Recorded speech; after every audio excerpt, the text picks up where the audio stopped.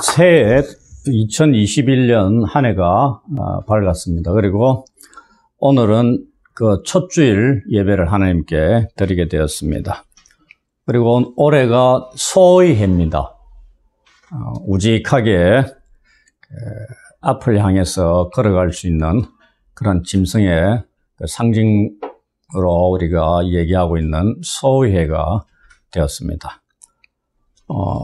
우리는 일반 세상 사람들이 얘기하는 그런 것이 아니라 성경에서 소가 얘기하는, 그리고 소와 관련되어 있는 그런 부분들 가지고 한번 생각을 하면서 소의 해에 하나님 앞에서 우리가 어떻게 살아갈 것인가도 고민하고, 하나님께서 베푸시는 그런 은혜를 모두가 누리게 되기를 먼저 축원합니다. 그리고 새해에는 희망찬 말씀을 나누어야 합니다. 시대가 아무리 힘들고 암울하다고 하더라도 우리는 희망을 나눌 수 있어야 합니다. 왜냐하면 우리에게는 하나님이 계시기 때문입니다. 오늘 우리가 살펴볼 본문에서도 이스라엘 백성들이 처한 상황도 오늘 우리들처럼 모든 영역에서 힘들고 고통의 시간들을 보내고 있었습니다. 그때 호세아 선지자를 통해서 희망의 메시지가 전해지고 있는 것입니다.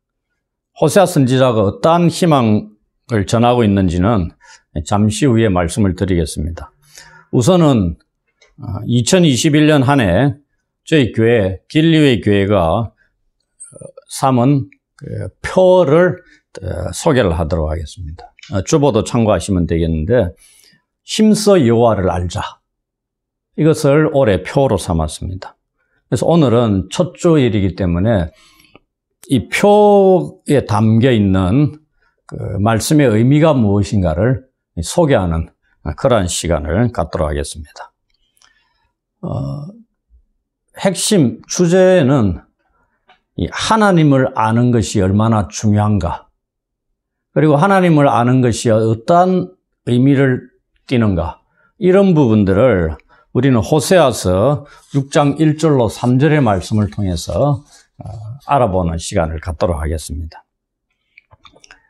그 전에 이 하나님을 안다, 그럼 하나님이 어떠한 분인가, 이런 것을 아는 것이 아니냐, 혹은 하나님의 본성이 어떠한 것인가를 아는 것입니다. 근데 우리가 성경을 보시면은 한두 가지만 말씀을 드리더라도 모든 성경의 제일 앞에 나오는 게 창세기죠. 창세기 1장 1절을 딱 보면은 태초에 하나님이 천지를 창조하시니라. 하나님이 어떠한 분으로 알려지고 있죠? 창조주 하나님으로 알려지고 있습니다.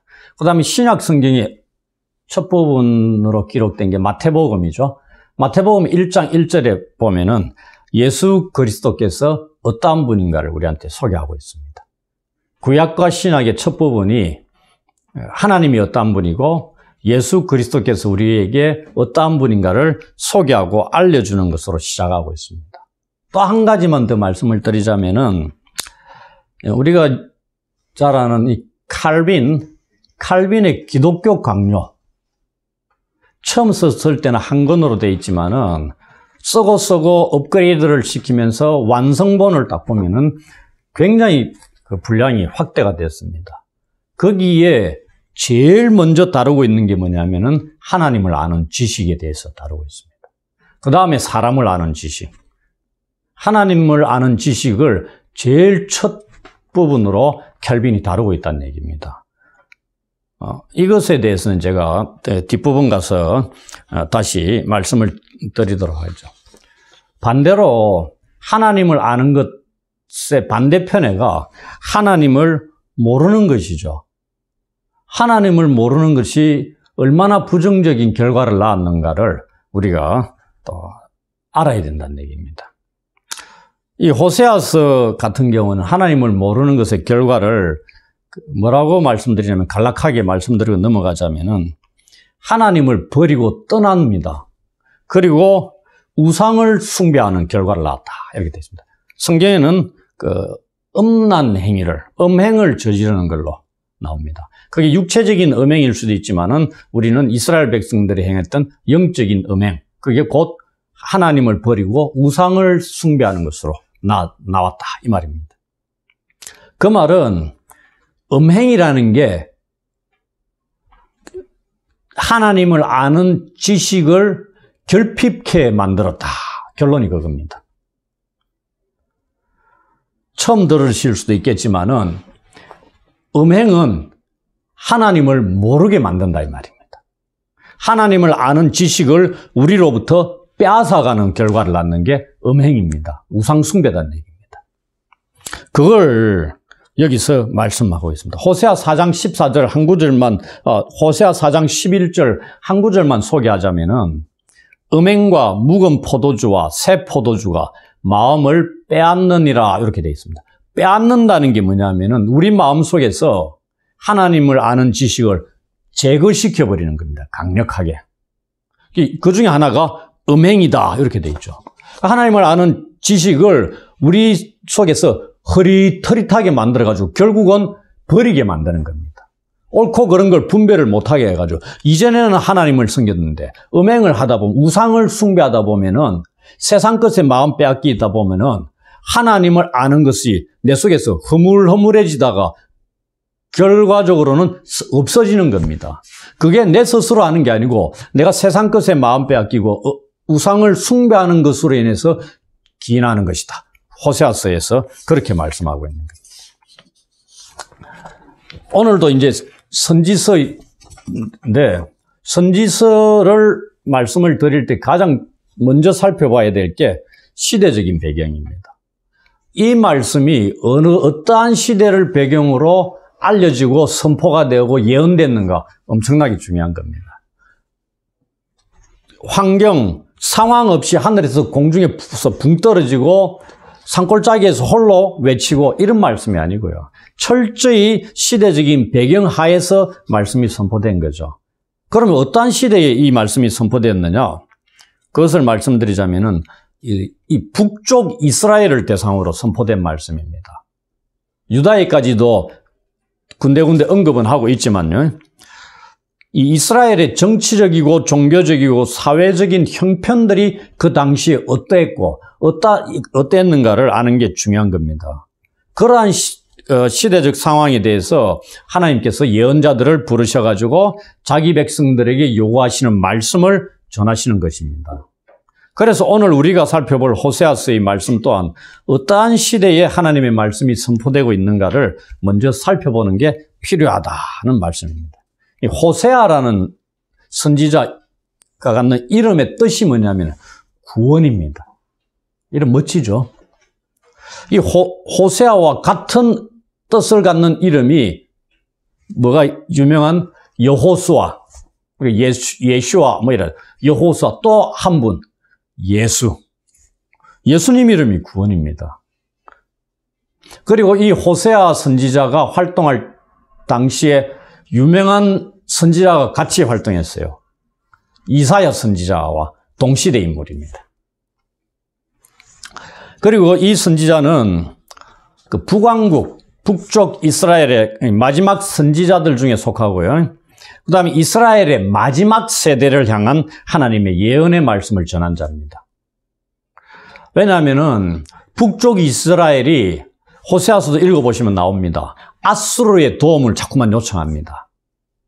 근데 BC 722년에 아수르에 의해서 북쪽 이스라엘이 멸망을 당합니다. 아이러니 아닙니까?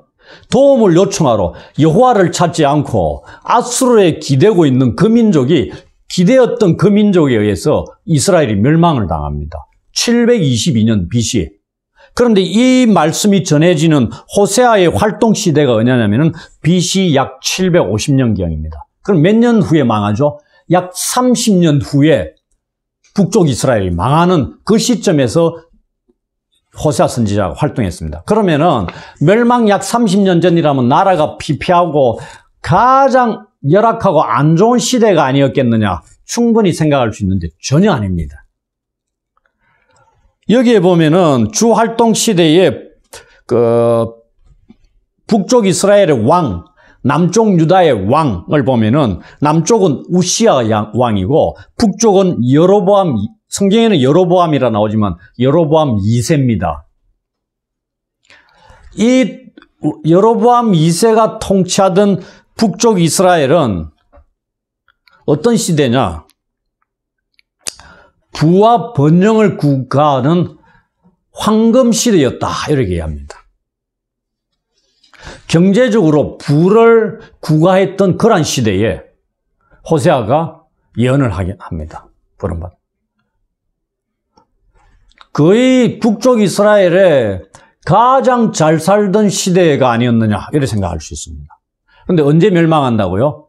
약 30년 후에 망한다는 얘기입니다. 사람 이름 모릅니다. 한 국가의 운명도 모른다는 얘기입니다. 30년 뒤에 망하리라고 누가 생각했겠어요? 이래 잘 먹고 잘 사는데. 그죠? 그게 어디에 있냐? 영적인 타락에 있는 겁니다. 경제적인 성공이 종교적인 우상 숭배를 낳았다, 이렇게 보시면 됩니다. 그래서 우리는 번영할 때, 번성할 때 더 주의해야 합니다. 호세아 4장 7절과 13장 6절 같은 데 보면 무슨 말씀이 있냐면요. 4장 7절에 그들은 번성할수록 내게 범죄하니 내가 그들의 영화를 욕이 되게 하리라. 그들이 먹여준 대로 배가 불렀고 배가 부르니 그들의 마음이 교만하여 이로 말미암아 나를 잊었느니라. 이런 말씀을 합니다. 이것은 오늘날 우리 교회가 처한 시대의 모습과 너무나 비슷합니다. 그래서 우리는 본문에서 제시하고 있는 호세아를 통한 하나님의 권면의 말씀이 무엇을 의미하는가를 제대로 알아야 된다는 얘기입니다. 오늘 읽은 본문은 짧습니다. 1절에서 3절 정도밖에 안 되죠. 그러나 호세아서가 14장까지 있습니다. 조금 선지서 중에 소선지서라 그러는데 소선지서가 12권이 있습니다. 12권 중에 호세아가 조금 긴 편에 속합니다. 그 중에서도 우리가 호세아서 하면은 가장 유명한 본문 중에 하나가 오늘 이 본문입니다. 또 다른 거는 우리가 호세아서 하면은 10장 12절 보면은 너희 묵은 땅을 기경하라, 이런 말씀도 있습니다. 그런데 오늘 이 본문 여호와께로 돌아가자, 그리고 여호와를 알자, 힘써 여호와를 알자, 이 말씀 엄청나게 잘 알려진 말씀입니다. 이 말씀이 담겨있는 의미와 전후 문맥, 이런 것들을 제가 말씀을 드리면서 올 한 해 우리가 표로 삼고 있는 힘써 여호와를 알자가 어떠한 문맥 속에서 주어진 말씀인가를 알고, 그리고 우리가 실천사항으로 가져야 될 게 무엇인가를 몇 가지 말씀드리면서 이 본문을 정리를 하려고 그렇게 오늘 말씀을 드리는 겁니다. 이 1절부터 3절 전체를 말씀을 드리고요. 한 구절 한 구절을 따로 해가 두 번에 걸쳐서 나누어서 말씀을 드리겠습니다. 이 전체로 먼저 말씀을 드리자면은 이 구절은 여호와께서 호세아 선지자를 통해 가지고 이스라엘 백성들에게 살 길을 제시하고 있는 말씀입니다. 경제적으로 번성하다 보니까 영적인 우상 숭배에 빠져서 하나님을 잊고 하나님을 버리고 하나님을 떠나버린 민족입니다, 지금. 그러면서 하나님의 심판을 앞두고 있는 그런 상황이 있는 겁니다. 거기에서 호세아 선지자가 회복의 길, 살 길을 뭐라고 말씀하고 있냐면 여호와께 돌아가서 그를 힘써 알자 하고 있습니다. 우리가 이래 얘기하고 있는 말씀은 호세아 선지자도 포함시키고 있는 겁니다. 너희들 그렇게 하라가 아니고요. 우리가 여호와께로 돌아가자. 우리가 힘써 여호와를 알자. 자기를 포함시키고 있는 겁니다. 자기는 알고 있는 거죠. 이제 그걸 이제 우리한테 알려주고 있는 것입니다.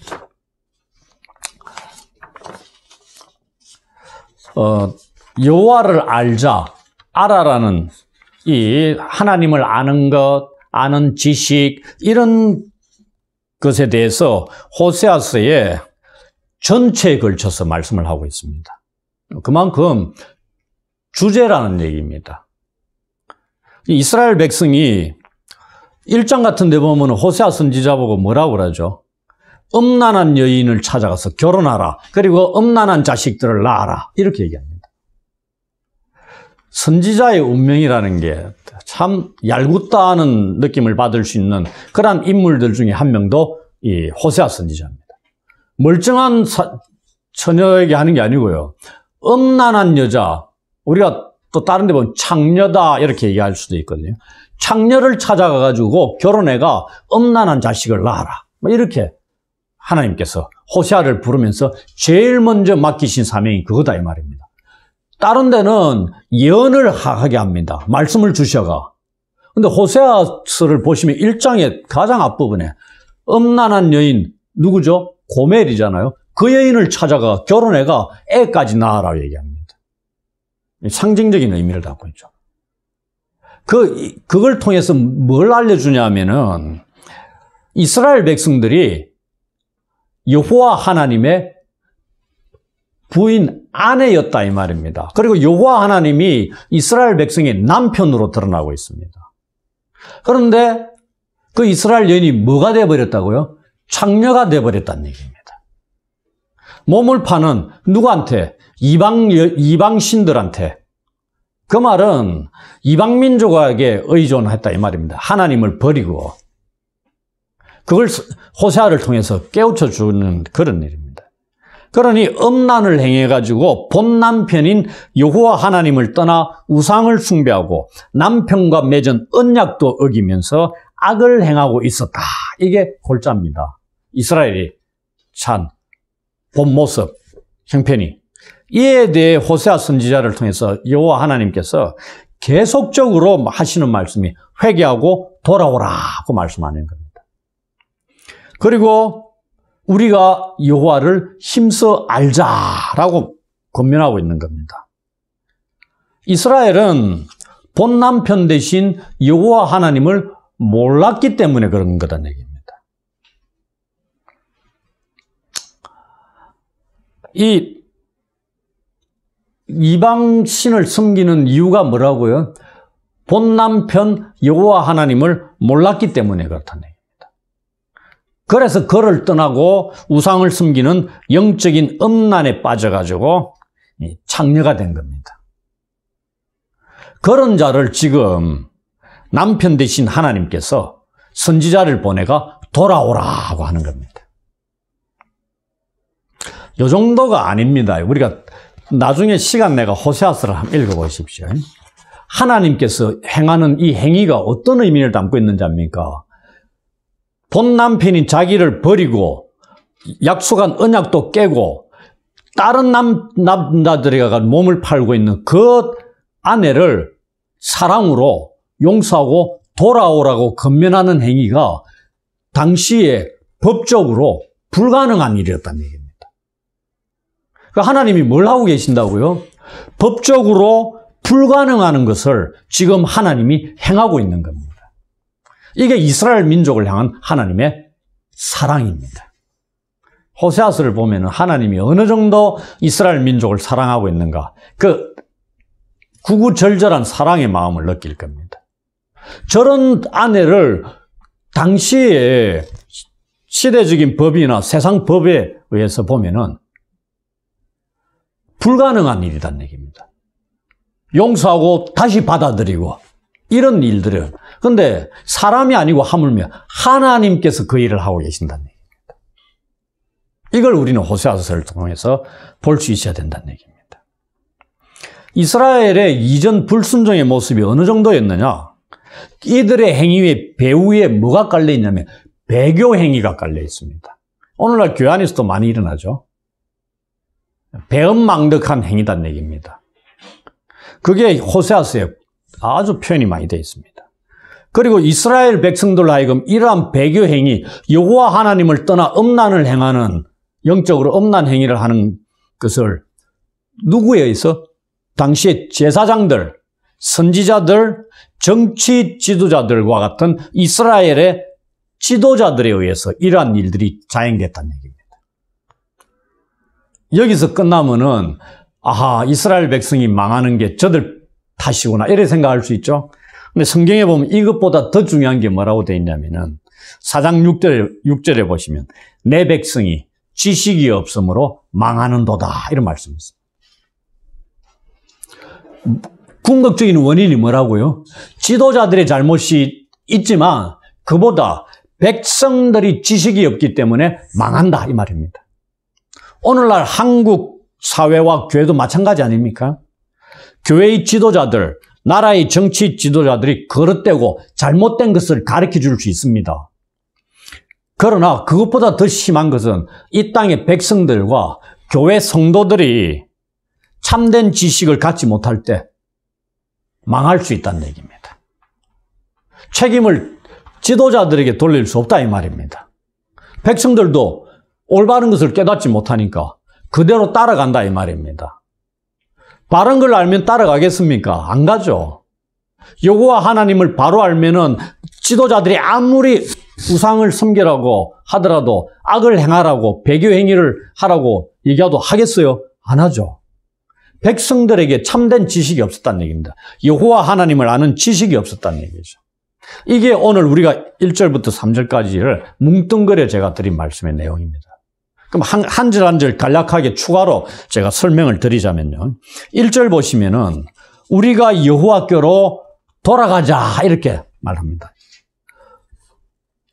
호세아 선지자가 이스라엘 백성들에게 살 길을 제시했다 그랬죠. 살 길이 세 가지입니다. 첫 번째가 여호와께로 돌아가자는 얘기입니다. 그러면 여호와께서 우리를 낫게 하실 것이고 고쳐주실 것이라고 이스라엘 백성들에게 알려주고 있습니다. 한마디로 회복을 약속하고 있단 말입니다. 어떻게 하면? 여호와께 돌아가면. 성경에 하나님은 치료하시는 분이라는 것을 모세를 통해 오래전에 알려주셨습니다. 출애굽기 15장 26절 보시면 나는 너희를 치료하는 여호와임이라 이렇게 말씀하고 있습니다. 이 이스라엘 백성들이 아수르를 의존했죠. 아수르의 5장 뒷부분 보시면 바로 나옵니다. 아수르를 찾아가면은 자기들이 고침받을 수 있다 생각했습니다. 기가 막힌 일이죠. 치료자 여호와 하나님을 버려두고 그렇게 돌아오라고 안타까이 외치시는 하나님의 그 부르심 그걸 팽개치고 아수르에 갔다 이 말입니다. 근데 치료받았느냐? 결코 치료받지 못하죠. 나중에 그들에 의해 멸망을 당할 텐데요. 그리고 하나님이 죽이기도 하며 살리기도 하며 상하게도 하며 낫게도 하시는 분이라고 또 알려주고 있습니다. 그러니 선지자가 이스라엘 백성들에게 여호와께로 돌아가자고 간곡히 권면하고 있는 겁니다. 지금 하나님께서는 이스라엘이 죄를 뉘우치고 자신의 얼굴을 구하기까지 하나님께서 자신의 거처로 돌아가 계시겠다고 말씀하고 있습니다. 5장 15절에 보면. 이게 무슨 말이죠? 내가 내 곳으로 돌아가 있겠다 이 말입니다. 너희를 떠나 있겠다는 얘기거든요. 그 말은 여호와께서 이스라엘을 버리시겠다는 얘기입니다. 그래서 호세아 선지자가 돌아가자고 한다는 말은 무엇이 담겨 있어요? 그 안에 회개해야 한다는 게 담겨 있는 겁니다. 회개를 촉구하는 말씀입니다. 회복의 길의 첫 번째가 뭐라고요? 회개하는 겁니다. 이전에 자신들이 행했던 죄들을 돌이켜야 된다는 얘기입니다. 그래야 돌아가는 거지 돌아갈 때 죄도 뉘우치지 않고 돌아가는 것은 빈 껍데기만 돌아가는 겁니다. 참된 회개가 아니다는 얘기죠. 그래서 호세아 선지자가 말하는 이 참된 회개라는 게 뭐냐면 이스라엘 백성들이 의존했던 아수르나 이방 나라들, 이방 신들을 의존하는 그게 전부 다 인간적인 안전 시스템이잖아요. 국가 권력, 힘, 뭐 이런 것들이거든요. 그다음 경제력이나 이런 인간적인 안전 체계를 버리고 하나님을 의지하는 것이 첫 번째 참된 회개의 요소입니다. 두 번째, 그들이 이전에 이방 신들이 풍요롭게 해준다. 다산, 풍요 뭐 이런 신이잖아요. 그 풍요 신들과 사회 경제적인 유익들 혹은 정치적 생존, 나라가 생존하기 위해서는 정치적인 협력, 협상도 잘해야 되고 뭐 주고받기 잘해야 되고 또 조공을 바치려면 잘 바쳐야 돼. 이런 거에 의해서 국가가 생존한다고 생각했다는 얘기입니다. 그러니 아수르에게 의존하는 거죠. 또 혹은 애굽에, 이집트에 의존하는 거고. 뭐 이런 얘기 됩니다. 하나님 가지 마라 얘기하시죠. 나에게 돌아오라는 얘기입니다. 내가 다 고쳐주고 내가 다 지켜줄 텐데. 이러한 세상적인 안전체계나 생존을 위해서 보여주었던 것 같은 그러한 우상을 숭배하는 열정적으로 헌신을 다해 우상을 섬겼던 그러한 열정을 누구한테? 하나님께 보여야 된다 이 말입니다. 돌아선다는 얘기는 제가 늘 얘기했죠. 180도 돌아서는 거거든요. 그러면은 이전에 하나님 반대편에서 열심히 살았다면은 이제는 돌아오면은 그 열심을 하나님께 쏟아붓는 겁니다. 세상에서는 열심히 살았는데 하나님께는 맹숭맹숭 돌아왔는데 이건 아니다는 얘기입니다. 동일한 열심이 하나님께 바쳐져야 된다. 이게 참된 회개의 요소입니다. 이게 첫 번째로 여호와께 돌아가자에 담겨있는 의미입니다. 두 번째 뭐라고 하냐면 여호와께서 이틀 후에 우리를 살리시며 셋째 날에 우리를 일으키시리니 우리가 그의 앞에서 살자는 말씀입니다. 여호와 앞에 유명한 말씀이죠. 코람데오입니다. 우리가 지금 돌이키고 난 뒤에 느끼는 것, 하나님 앞에 서 있는 듯한 그런 걸 늘 인식을 하죠. 두렵다는 얘기입니다. 이전에는 하나님 생각은 하는데 내가 내 멋대로 살 때는 하나님을 잊을 수 있는 겁니다. 이스라엘 백성이 그겁니다. 잊었다 얘기하는 겁니다. 그런데 그의 앞에서 살자는 얘기는 잊을 수 있겠어요? 앞에 바로 계시는 앞에서 내가 사는 겁니다. 그러니 어떻게? 경건한 삶을 사는 겁니다. 이전에 행했던 악한 행위들, 부도덕하고 불경건하고 우상을 숭배했던 음란한 그런 모습에서 돌아서서 경건한 삶을 살아가는 겁니다. 그 말씀입니다. 이게. 이 경건하다는 얘기는 1차적으로 뭐가 담겨 있냐? 하나님을 경외하는 게 담겨 있는 겁니다. 그리고 그분의 말씀에 순종하는 게 뭐가 포함이 되는 거죠? 하나님에 대한 사랑이 담겨 있는 겁니다. 그래서 경건에는 하나님을 경외하는 것과 하나님을 사랑하는 이 두 가지 요소가 결합되어 있는 것이 참된 경건입니다. 이 경건이 하나님을 아는 것의 전제 조건임을 알아야 됩니다. 경건해야 하나님을 알 수 있다 이 말입니다.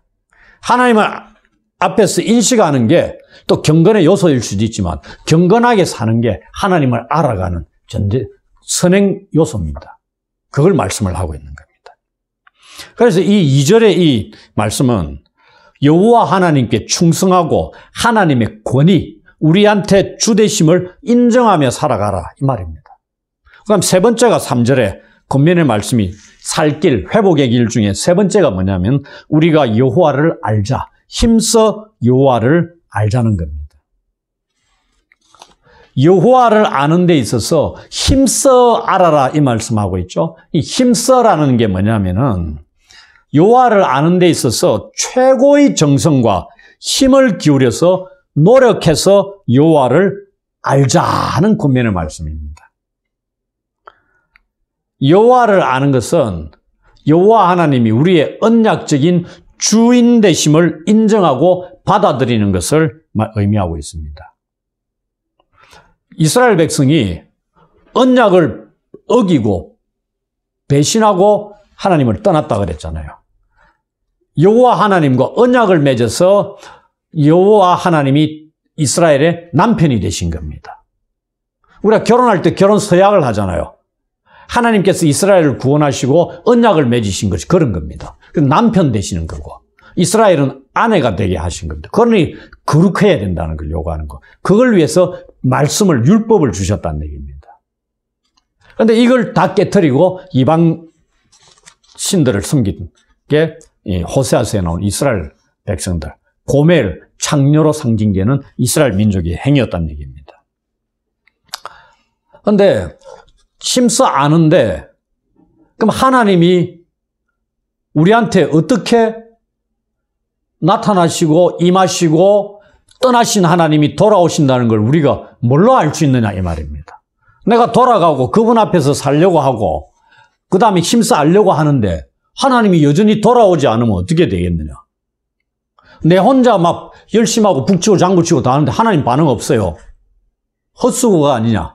그래서 호세아가 3절 마지막에 하나님이 나타나시고 하나님께서 너희와 함께 하신다는 것이 얼마나 명확한 일인가를 말씀하고 있는 거예요. 자연의 현상을 두고. 예측 가능하고 확실하다는 것을 알려주는데 뭐라고 하냐면 매일매일의 자연현상을 들어서도 말씀하고 1년에 일어나는 자연현상을 두고도 확신시켜주는 겁니다. 기가 막히죠. 매일매일 자연현상이 뭐죠? 아침에 해가 뜨는 겁니다. 오늘 아침에 해가 떴다고 내일 안 뜨겠어요? 에이, 내일 돼봐야 알지. 이런 사람 있습니까? 내일도 뜹니다. 그럼 그 다음날 안 떠요? 떠요. 이게 명확한 거다는 얘기입니다. 저와 같이 하나님이 너희가 그렇게 할 때 하나님이 돌아오시고 나타나시고 너희와 함께 하실 것이 확실하다 이 말입니다. 이것만큼 뚜렷한 게 어디 있어요? 뭘로 더 증명하겠어요? 아직 경험을 안 한 건데. 그 다음에 1년에 농사를 짓는데 이 늦은 비가 내린다 이래 돼 있죠. 이스라엘 백성들 그 땅에 늦은 비가 뭐냐면 봄비입니다.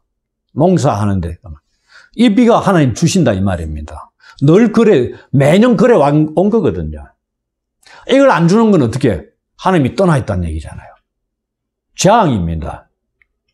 그럼 매년 이스라엘 백성들에게 해주셨다 이 말입니다. 과거에. 이처럼 하나님이 그리하실 것이다 고 약속해 주는 거죠. 그럼 뭘 더 바라겠어요? 여호와께서는 자기에게 돌아와서 알기를 힘쓰는 자기 백성들에게 자기 자신을 과거에 그렸지 않느냐. 그리고 미래에도 그러할 것이라는 걸 이렇게 알려주고 있는 겁니다. 확신시켜주고 있는 거죠.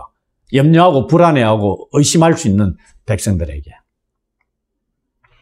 지금 이스라엘 민족은 언제 끝날지 모르는 국가적 위기 가운데 있습니다. 경제적으로는 번영할지 모르지만 하나님이 심판을 코앞에 두고 있잖아요. 그 백성들에게 이와 같은 호세아의 메시지, 1절로 3절에 걸치는 메시지는 믿을 만한 것임에 틀림이 없다는 얘기입니다. 여호와께로 돌아와 힘써 그를 아는 것은 이전에 자기들이 깨트리고 언약을 깨트리고 배교했던 것처럼 돌아와서 언약적 관계가 다시 회복되는 걸 말씀하고 있는 겁니다. 동시에 이것은 마른 땅에 내리는 단비처럼 이스라엘을 새롭게 하고 갱신시키고 다시 살게 하는 길을 여는 것과 같은 겁니다. 이게 호세아의 권면의 말씀입니다. 한편의 설교죠.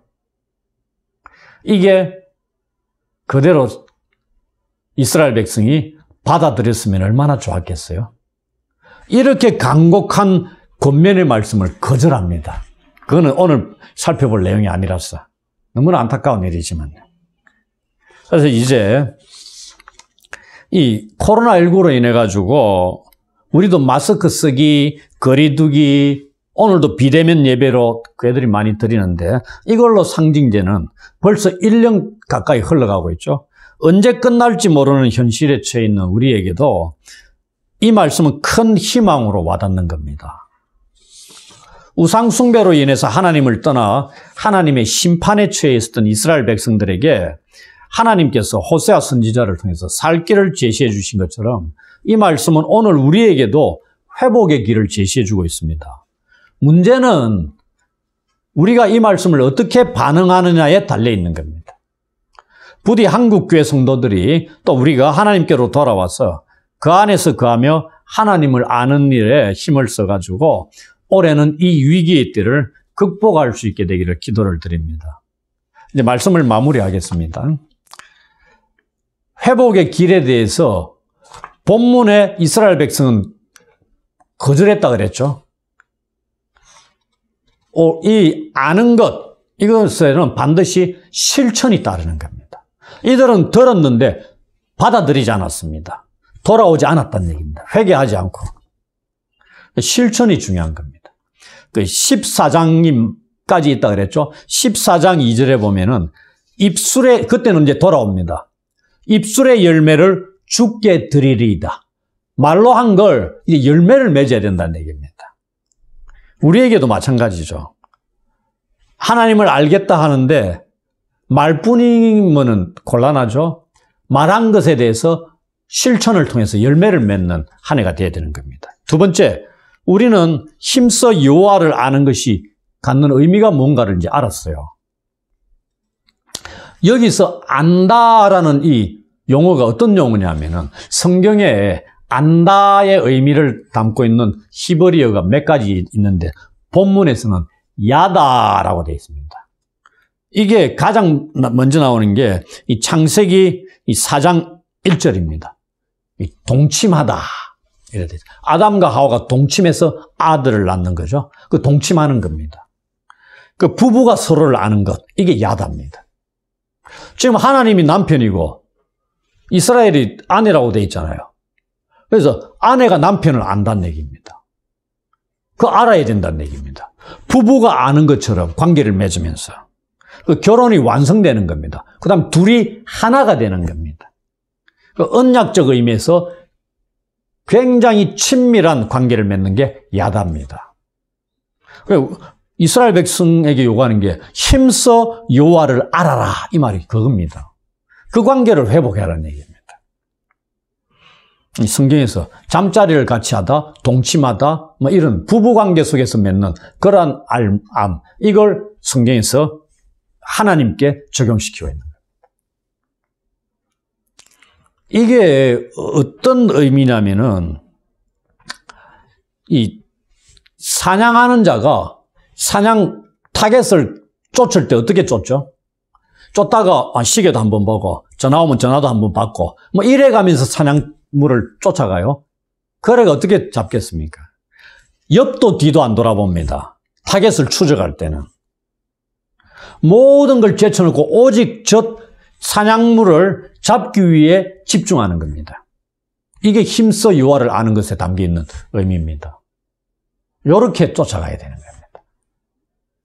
그 다음 세 번째, 호세아서에서 이 말씀하고 있는 여호와를 아는 것을 조금 확대해서 보면은 이 하나님의 본성이 무엇인가를 아는 것입니다. 우리가 하나님이 어떤 분이냐 아는 것, 요거는 조금 비상적입니다. 우리가 누구누구에 대해서 안다. 내가 문재인 대통령에 대해서 안다. 이거하고 직접적으로 긴밀하게 아는 거, 아까 했듯이 부부관계 속에서 아는 거 완전히 다르죠. 우리가 여호와를, 하나님을 안다 할 때 본성이 어떤가를 알아야 되는 겁니다. 우리가 하나님은 치료하시는 하나님이다. 이런 걸 알아야 된다는 얘기입니다. 하나님이 뭐 우리가 교리적으로, 이론적으로 아는 것이 중요한 게 아니고요. 그런 것을 알려주고 있는 게 이 말씀. 그래서 호세아서에서는 이스라엘이 뭐다? 여호와 하나님의 아내가 되고 여호와 하나님은 남편 되신다고 2장 16절에 말씀하고 있어요. 직접. 우리에게 적용하면 우리는 누구다? 그리스도의 신부다. 이걸 정확하게 알아요. 그럼 신부가 신랑과의 관계를 맺는데 어떻게 해야 된다? 개판으로 살 수 있어요. 신랑 앞에서 택도 없는 거죠. 그래서 요구하는 게 뭐다? 정조를 지켜야 된다. 이렇게 되어 있습니다. 5장 7절 같은 데 보면 정조를 지키지 않았다. 되어 있습니다. 이스라엘이. 아내가 남편 두고 언약을 맺었다는 얘기입니다. 결혼의 약속을 하고서 딴 남자들한테 놀아놨다 이 말입니다.